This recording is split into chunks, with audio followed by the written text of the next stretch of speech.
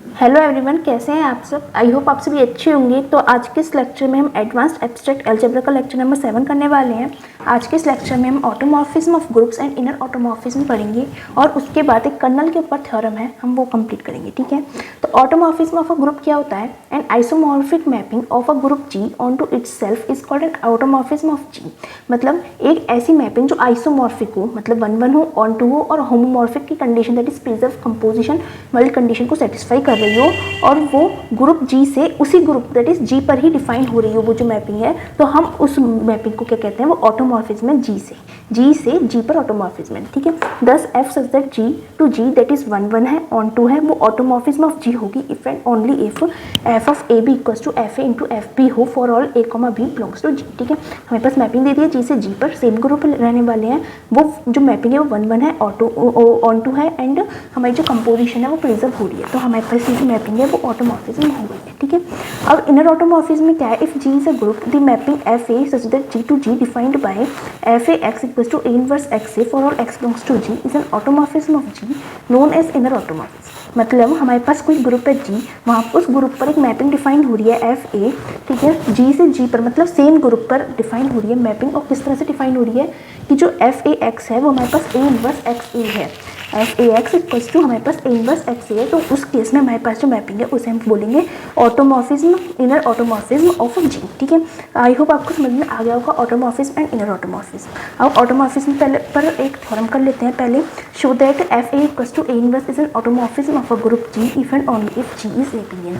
मतलब हमारे पास एक मैपिंग दे रखी है, एफ मैपिंग दे रखी है जी से जी पर, ठीक है, और उस जो मैपिंग है वो किस तरह से डिफाइन हो रही है कि एफ ए हमारे पास ए इनवर्स के इक्वल है। तो हमें प्रूव करना है कि वो मैपिंग जो है वो ऑटोमॉर्फिज्म है अगर वो एबिलियन है, और फिर उसका उल्टा भी हमें प्रूव करना है कि अगर वो जो जी ग्रुप है वो एबिलियन है तो हमारे पास जो मैपिंग होगी वो ऑटोमॉर्फिज्म होगी। ठीक है, तो हम चलते हैं, सबसे पहले क्या करेंगे, हम लेकर चलेंगे कि वो एबिलियन है और उसे प्रूव कर देंगे कि वो ऑटोमॉर्फिज्म मैपिंग बन रही है। ठीक है, और सेकंड केस में हम कन्वर्सली लेकर चलेंगे, और क्या लेकर चलेंगे कन्वर्सली में कि वो ऑटोमॉर्फिज्म है और उसे प्रूव कर देंगे जो जी ग्रुप है वो हमारे पास एबिलियन है। ठीक है, तो वही लेकर चलते हैं। प्रूफ में क्या लिखा है? Let f such that G to G be such that f x equals to x inverse for all x belongs to G. हमने यहाँ पे मैपिंग कंसिडर कर लिया, एफ जो जी से जी पर है किस तरह से है कि f x equals to x inverse है, जहाँ पर एक्स हमारे पास जी को बिलोंग कर रहा है। ठीक है, now firstly we show that f is 1। सबसे पहले हम क्या शो करेंगे? 1। देखो ऑटोमॉर्फिज्म के लिए हमारे पास 3 कंडीशन होती है, वो 1-1 होना चाहिए, ऑन टू होना चाहिए, एंड उसकी जो अंदर कंपोजिशन है वो प्रिजर्व होनी चाहिए, दैट इज होमोमॉर्फिज्म होना चाहिए। ठीक है, तो पहले 1-1 शो करते हैं। 1-1 शो करने के लिए हम क्या करते हैं, हम कोई भी 2 एलिमेंट ले लेते हैं जी ग्रुप के, ठीक है, उसकी जो मैपिंग है एफ एक्स और एफ वाई उन दोनों को आपस में इक्वल मान लेते हैं।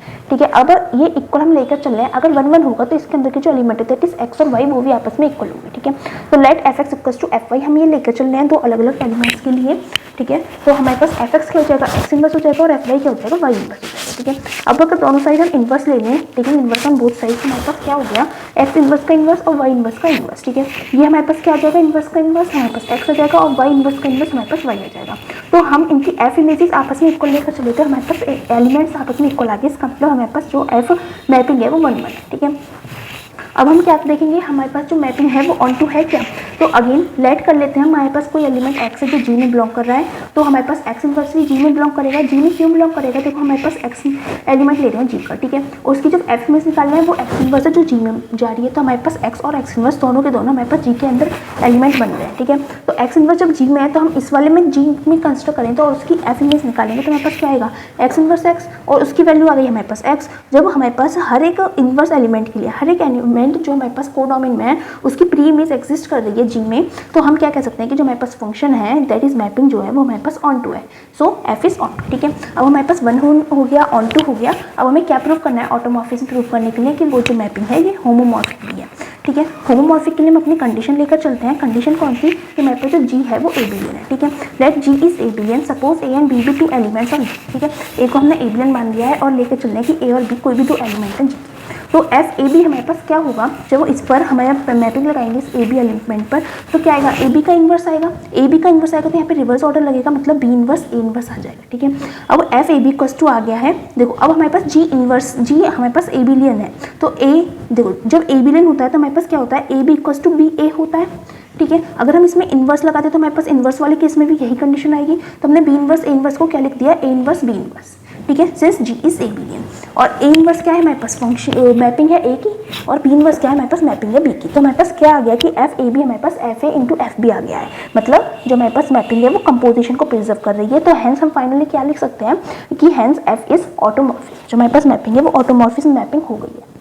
अब हम इसका कन्वर्स पार्ट लेकर चलते हैं। कन्वर्सली हम क्या लेके चलेंगे, कन्वर्स में देखो हम क्या लेके चलेंगे, हमने इसे ऑटोमॉर्फिज्म प्रूव कर दिया जब वो एबिलियन था। अब क्या करेंगे, हम ऑटोमॉर्फिज्म लेके चलेंगे और इसे एबिलियन प्रूव करेंगे। ठीक है, तो कन्वर्सली हम लेके चल रहे हैं let f such that G to G is an automorphic map. ठीक है, ऑटोमॉर्फिज्म है वो। ठीक है, अब हमें प्रूव करना है कि वो एबिलियन भी होगा।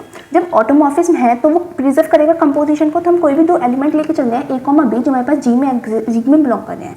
ठीक है, देन ए बी क्या होगा, एफ ऑफ ए बी। तो हमारे पास क्या होगा, जो फंक्शन है वो क्या डिफाइन हो रहा है कि ए बी का पूरे का इनवर्स जो हमारे पास फंक्शन है वो इस तरह से तो डिफाइन हो रहा है f x equals to x inverse. यहाँ पे एक्स की जगह पर ए बी है तो ए बी का इनवर्स आ गया है।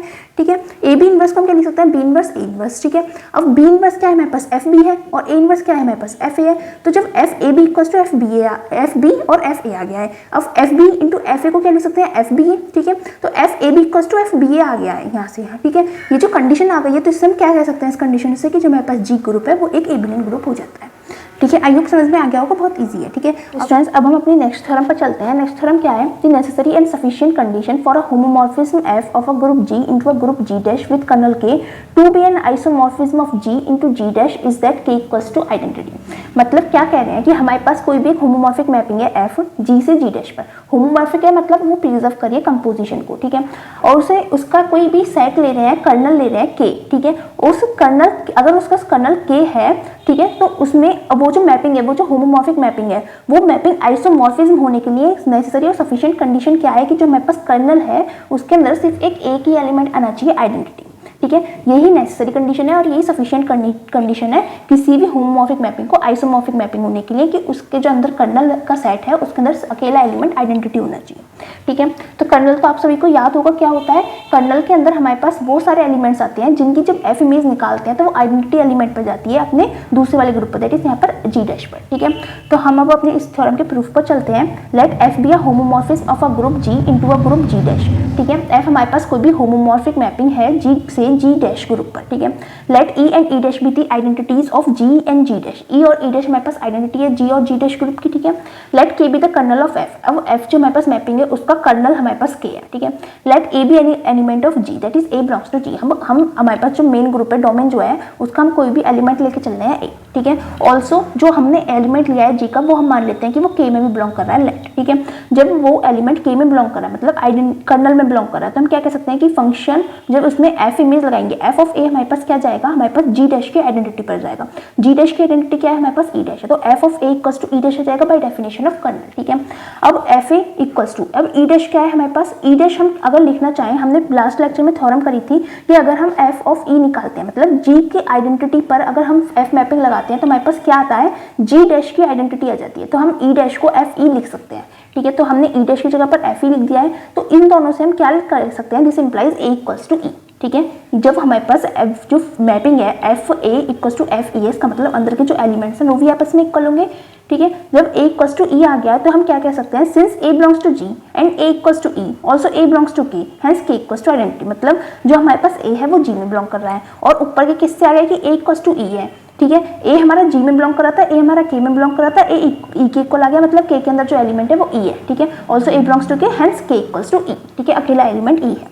अब हम इसका कन्वर्स लेके चल रहे हैं। कन्वर्स के लिए हम क्या प्रूव करेंगे, हम लेकर चलेंगे जो हमारे पास K इक्वल्स टू आइडेंटिटी है, मतलब कर्नल के अंदर सिर्फ अकेला एलिमेंट यही है। ठीक है, और हम प्रूव करेंगे कि जो हमारे पास मैपिंग है F जो मैपिंग डिफाइन हो रही है G से लेकर G डैश पर, वो एक आइसोमॉर्फिक मैपिंग है। होमोमॉर्फिक तो है ही है, होमोमॉर्फिज्म तो है हमारे थ्योरम में। ठीक है, अब उसे बस आइसोमॉर्फिक को प्रूव करना है।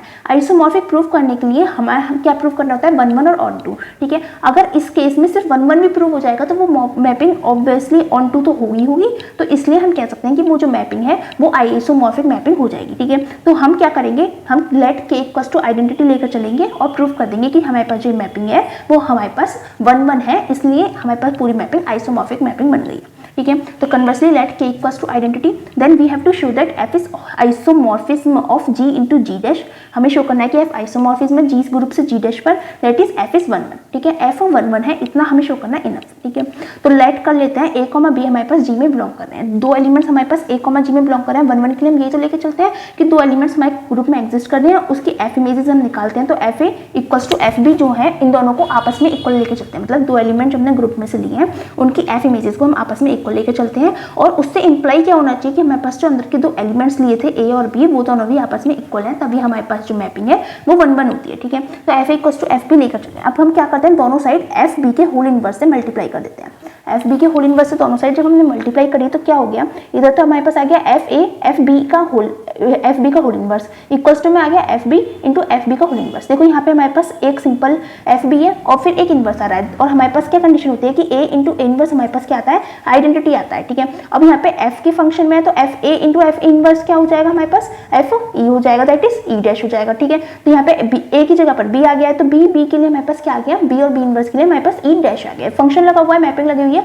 मतलब ये जी डैश का एलिमेंट होने वाला है, जी डैश की आइडेंटिटी हमारे पास ई डैश है, ठीक है। इसमें यहाँ पे ई डैश आया है, ई नहीं आया है, ठीक है। ऑल्सो हमने यहाँ पे क्या लिखा है, यहाँ पे इनवर्स बाहर था, ये हमने अंदर कर दिया, क्योंकि हमें पता है क्या, हमने लास्ट लेक्चर में थ्योरम प्रूव करी थी कि जो एफ ए होता है वो एफ ए का होल इनवर्स हमारे पास किसके इक्वल होता है, एफ ए के इनवर्स की, ठीक है। तो इसलिए हमने क्या करा, ये जो इनवर्स है हमारे पास अंदर आ गया है, ठीक है। अब ये जो हमारे पास एफ मैपिंग है वो होमोमॉर्फिज्म है, तो हम क्या लिख सकते हैं, f a into f b का इनवर्स मतलब एफ ए बी इनवर्स, ठीक है। वो किसके इक्वल आ गया है, हमारे पास आइडेंटिटी ई डैश, जो जी डैश की आइडेंटिटी है उसके इक्वल आ गया है। इसका मतलब हम क्या कह सकते हैं कि जो ए बी इनवर्स है वो हमारे कर्नल में बिलोंग कर रहा है, ठीक है। और कर्नल में हम क्या लेट करके चले थे, सिर्फ आइडेंटिटी एलिमेंट एग्जिस्ट कर रहा है, तो मतलब ए बी इनवर्स हमारे पास आइडेंटिटी के इक्वल होगा। अब अगर हम दोनों साइड बी से मल्टीप्लाई कर देंगे तो हमारे पास क्या आ जाएगा, a b inverse b equals to e b आ जाएगा, ठीक है। बी इनवर्स बी हमारे पास क्या बन जाएगा, बी बन जाए, वो आइडेंटिटी बन जाएगा, मतलब ए ई, यहाँ पे क्या बन जाएगा, हमारे पास ए ई बन जाएगा। और इधर क्या है, हमारे पास ई बी है, ए ई इंटू ई बी लिखेंगे, मतलब ए ई क्या होगा, हमारे पास ए होगा, ए बी हमारे पास क्या होगा, बी होगा।